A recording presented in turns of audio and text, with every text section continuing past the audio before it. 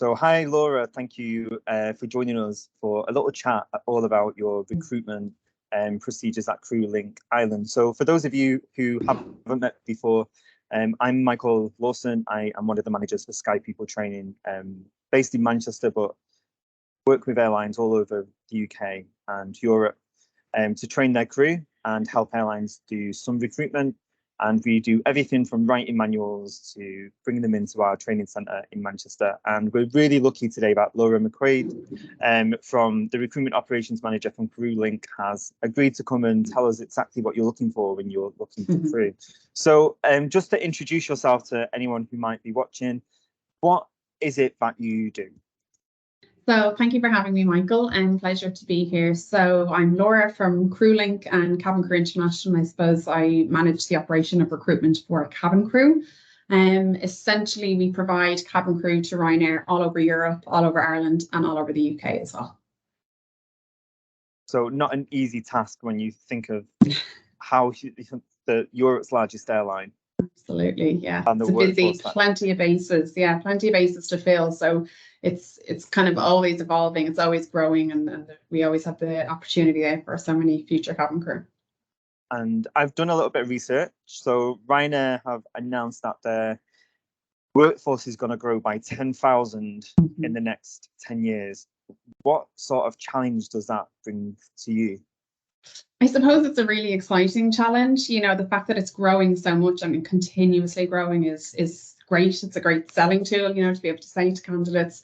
I suppose for us, the challenge would be just finding the suitable candidates out on the market. You know, it's just ever growing. So it's constantly filling bases, you know, from Belfast to, you know, the south of Spain or something. So it's just finding the talent on the market continuously.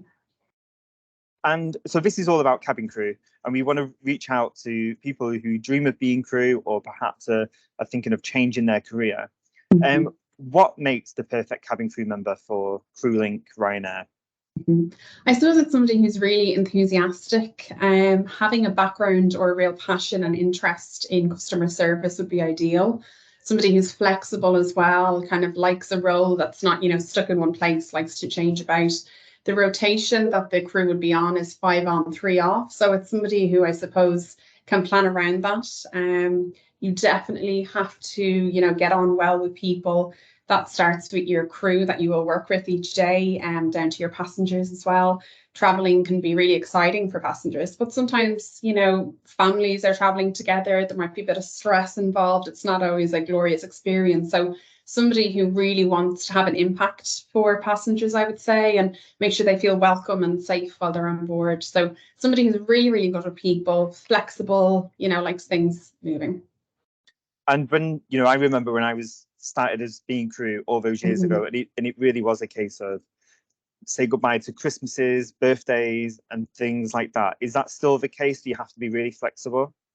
You definitely have to be really flexible, but what's really interesting about Ryanair's pattern is you have 5 days on, 3 days off. So technically you can run your calendar for the whole year. So you would know, okay, you know what, this year I'm actually going to work Christmas Day, but I can see that I'm off on Boxing Day, or I can see I'm off on New Year's. So if you're somebody who can plan around that and is passionate enough about the role to kind of accept those, that you might miss a birthday, but you can catch up with that person, you know, the week after or the day before or something. So it's the case, but there's benefits then because you can plan your whole year in advance, which is really exciting. Well, that's amazing because, you know, I've been crew for 20 years and I know crew members who would kill to know what they're doing 12 months in advance. So that's a real asset. So I'm going to apply for Ryanair, for Crewlink Ryanair, or Cabin Crew International. What does that interview process look like? So there's 2 ways, I suppose. There's 2 avenues you can take to interview for the position. You can go online or you can come to a recruitment day. We run recruitment days all across Europe, Ireland and the UK every day, I suppose, essentially Monday to Friday mainly. There'd be the odd kind of weekend one. If you were to come to a recruitment day, you would be greeted by 1 or 2 of our recruiters. On occasions, we would have cabin crew from Ryanair there as well, who always look so fabulous in their uniform. The recruiter will give a presentation. We'll go through the role of cabin crew, the requirements. They'll discuss, I suppose, the process from the interview stage up until you would join a course. And then after the presentation, there would be the opportunity for an interview one-on-one with the recruiter. The interview itself takes about 20 minutes, and it's really just an opportunity for the recruiter to get to know you as a candidate, essentially. They'll go through your CV, they'll look at your experience to date, and I suppose they'll just kind of look through different scenarios that you may have been in previous roles if you were working in retail or hospitality. So they'll apply that to the role of cabin crew and just check your suitability. There'll also be then kind of mandatory questions you'd have to ask and check documentation as well. And the online is the exact same, I suppose, just that you wouldn't have the opportunity for the presentation there, but you would be able to, of course, ask your recruiters any question, and they generally give you an overview of the role as well. I've seen some of the pictures of your recruitment days on LinkedIn, and there's a fair number of people that turn up to your assessment days. Yes. How can I stand out from the crowd? I suppose I would always say be yourself, genuinely, because you have to let you shine. I think be prepared, be ahead of time. This is something that rolls into the role of cabin crew, and in the industry of aviation, you have to be early. Like, if you're not early, you're late, essentially. So yeah. I would say be there on time. Have either your documentation already uploaded onto your profile or have a hard copy with you. Just so that the recruiter has everything they need. Once your interview is complete, I suppose we need to make sure that we have your passport, your full-length photo, and your CV. So if you haven't provided that, we, I suppose, then have to kind of wait before we pass you to Ryanair. So I think be ahead of time, be early, have all your documentation, and be yourself. I always found when I did recruitment interviewing cabin crew before, you can really tell who's done their research, who really wants this job. So there's so much information on the Ryanair website and online. And as well on kind of social medias as well. Like if you follow us on our Instagrams, you'll see our marketing department do a great job at showing the role and showing the life of cabin crew. A lot of the cabin crew will send us in, their images or their videos as well. We have kind of stories that, of courses and training. So you'll see a full batch complete their training together, and you'll see how that goes. So there's a lot of information out there on the role and the requirements and stuff like that. So that's great tips to be successful in the day. So I'm going to turn it around now. What should I absolutely not do? What should you absolutely not do? I suppose I would definitely advise, wearing business attire, looking really smart. Aviation has always been glamorous, and I hope it always does remain glamorous. So I think, dress to impress. So just make sure you're not, in your casual weekend clothes or something like that, I think is important. And I'm sure there's some people watching thinking that's really obvious, but I have interviewed people who've turned up in not very smartly, shall we say, and it goes a long way when they show that they're dressing for that job role. Absolutely. And that would be similar to many other industries as well. I think interviews are very stressful for candidates. We understand that. So I think if you're already putting the effort in before you've left your home, and you're presenting yourself as bestly as possible, being nervous and things like that, it's okay. Like, we don't mind. And again, be yourself. You know what I mean? It's okay to be a bit nervous at an interview, but if you look the part and you're dressed and your grooming standards, your hair is nice, and whatever it is, it's really, really important. Everyone does get nervous for interviews, and I think it's important that people understand that an interview actually, no one wants you to fail at an interview. No. Your team are there because you want them to succeed. And our recruiters are so nice as well. A lot of them are ex-cabin crew, so they really, really know how you feel as a candidate. They remember when they were doing their interview. I do interviews a lot of the time as well, and I was cabin crew for 6 years. So I actually feel so excited for candidates when they're at their interview stage, because I'll never forget the day of my interview, how nervous I was and how I was preparing beforehand, researching the role and things like this. And I was so nervous, but I remember luckily the guy that interviewed me at the time, I remember walking away thinking, oh my God, he was just such an angel. He was so lovely. So just know that the recruiters know that you're nervous. They've been there before, and they really want to offer the role to people who are really, they see the potential in and they see the passion in. So let's say I've got that magic call and I've been successful. What happens now? So you will get your call, your big congratulations call, and you'll also receive an email. The email will contain, I suppose, different dates of courses that are available. So it depends where you are. Let's just say, for argument's sake, we're talking about Manchester. So if you have interviewed for the position in Manchester, the recruiter will send you an email with dates of the next Manchester course. So there might be one in January, February, March, and they will ask you to follow a link that's in the email and register for that course. So you fill in your basic information and you say, let's say Manchester, 1st of January, that would be your course of choice. Once you have done that, then the next day the team will reach out to you again and just confirm that you've registered. They will, in the background, I suppose, do all the admin of it, and they'll put you on the course. You'll be assigned a dedicated recruiter as well, who's going to look after you until you start your course. So they'll be checking in with you every week. It's really, really important that you, I suppose, make the most or take advantage or get to know your recruiter or your course manager as best possible, because they really, really, really do want to support you. There's a lot of documentation that the ID department will require. So to be cabin crew, you're working in an airport environment, so you have to have your ID badge and your airport badge. So in order to obtain that, the ID department will have to look for kind of proof of where you've been for the last 5 years. And sometimes that can be a little bit heavy admin. It can be a lot of paperwork. So best thing to do is just keep an eye on your emails every day, keep an eye on your phone. And if you do have a missed call from your recruiter or your ID, just get back to them as soon as possible. They're there to support you. They're either looking for something or just checking, do you have any questions as well? And so what, if I've been successful, what time frame could I expect to start a course? I mean, it's totally down to yourself, Michael. If you want to start a course next week, I'll get you on a course next week. But it depends on your current employer and your availability. But we have courses running every single week all across, Europe, Ireland, and the UK. So there's definitely a space for everybody. So could I, if I apply for, can I choose my base? Is what I'm trying to ask. In the UK, you can choose your base, and in Ireland, you can choose your base as well. And across Europe, it's a little bit more complicated. So what we suggest is that you're very, open-minded. You can select your location for training, and then your base will be provided to you 2 weeks prior to your course start date. In Europe, after 6 months, you can apply for a base transfer. But I genuinely mean this from the bottom of my heart. You're best to just go and embrace where your base is, because it's such an exciting chapter in your life. Your destiny is in somebody else's hands, which I think is really, really exciting. And you're going to move abroad. You're possibly going to leave home for the first time.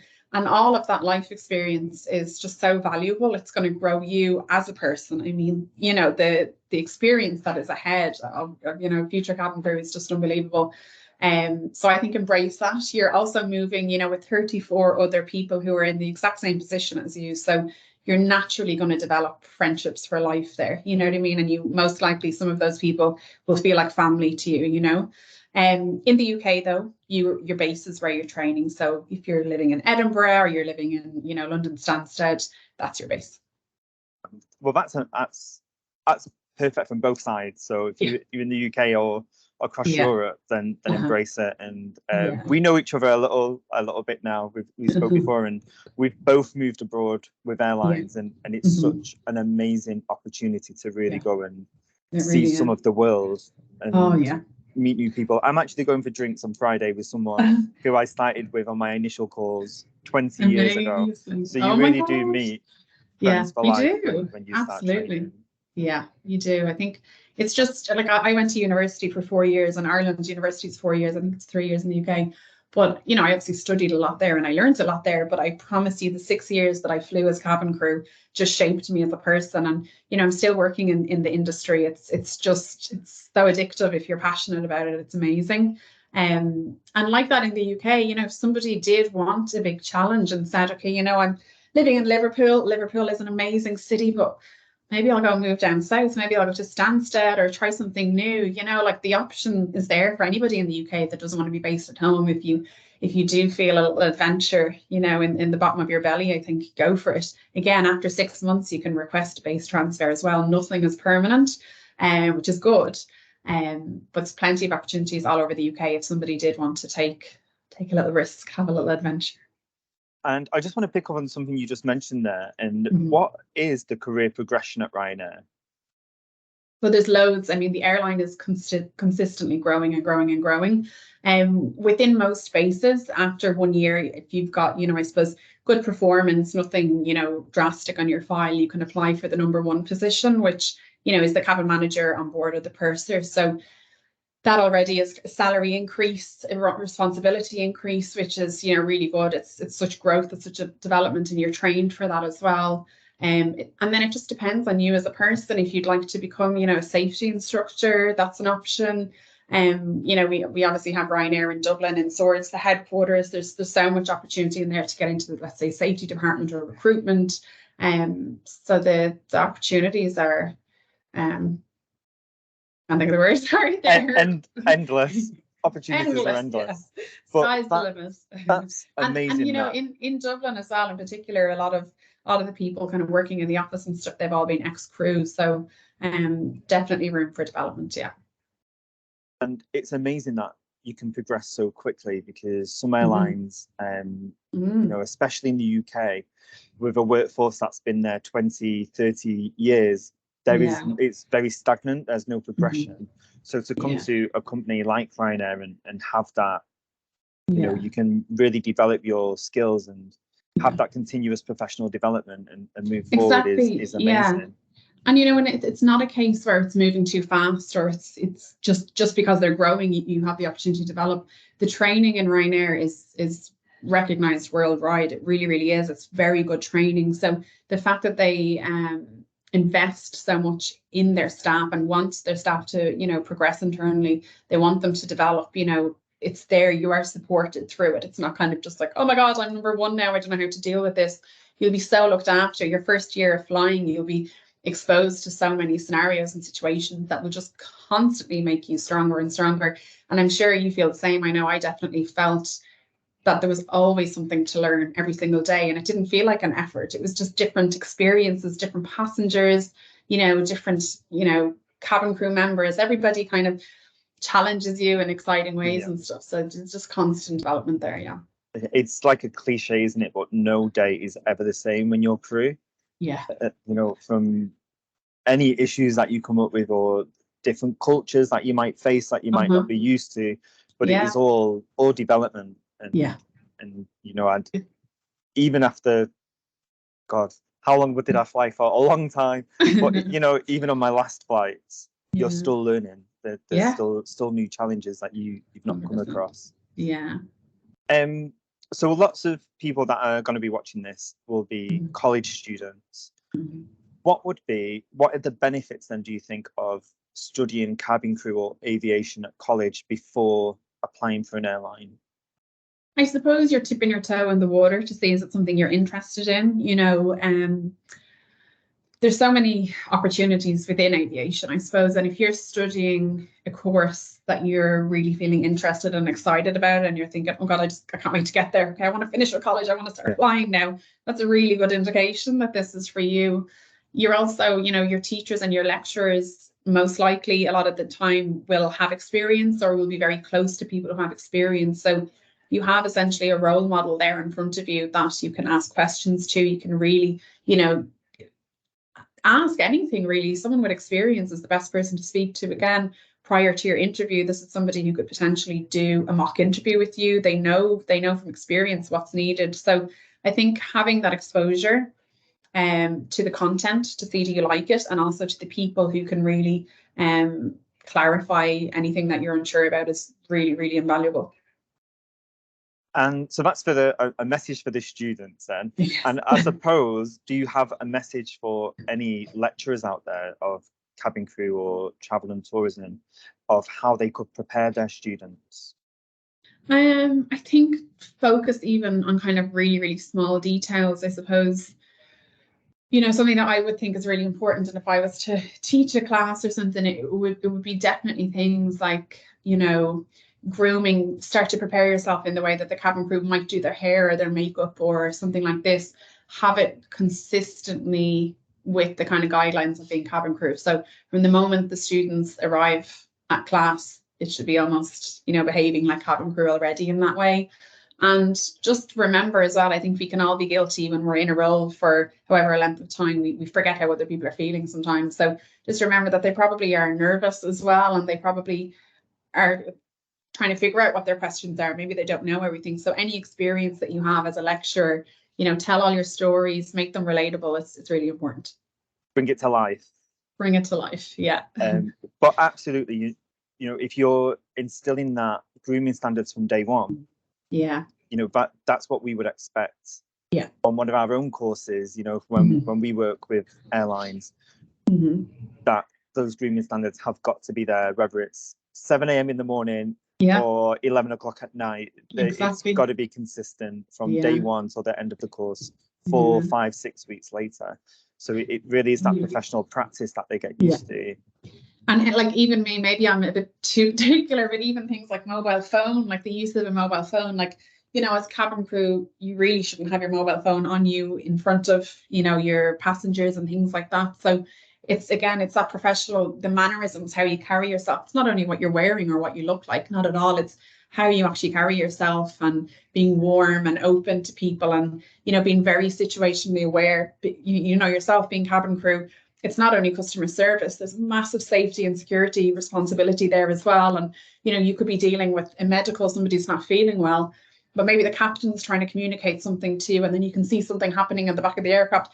Not to scare anybody, but you just really have to be very situationally aware. And I think, instilling that initially, read the room, know how you're coming across is really, really important. Yeah. And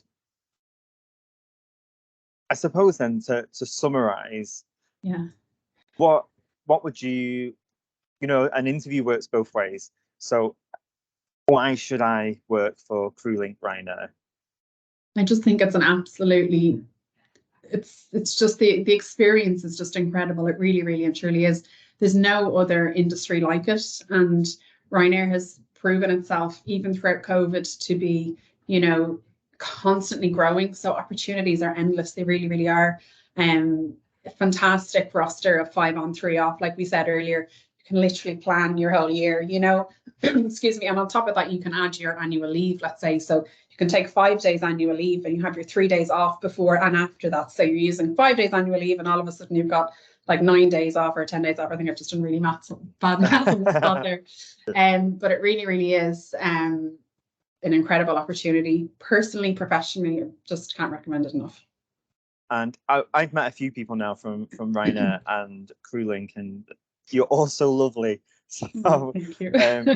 I can definitely vouch for what you said earlier. Being well looked after, and that communication is always there. But it is such an exciting industry to be part of, and we're really happy at SkyPeople that we're now collaborating with yourselves, and anyone who comes on one of our courses will have an opportunity to be guaranteed an interview with yourselves. Yeah. Amazing. And that's why we're so excited for this as well, because we realise who doesn't want to work for the largest airline in Europe. Absolutely. Yeah. Honestly, it's amazing. Thank you so much, Laura, for joining us today. I know how busy you are, and those 10,000 cabin crew to recruit. So thank you for joining us. Thank you. No, thank you so much for having me, and Merry Christmas, everybody, as well. Merry Christmas to you too. Thank you.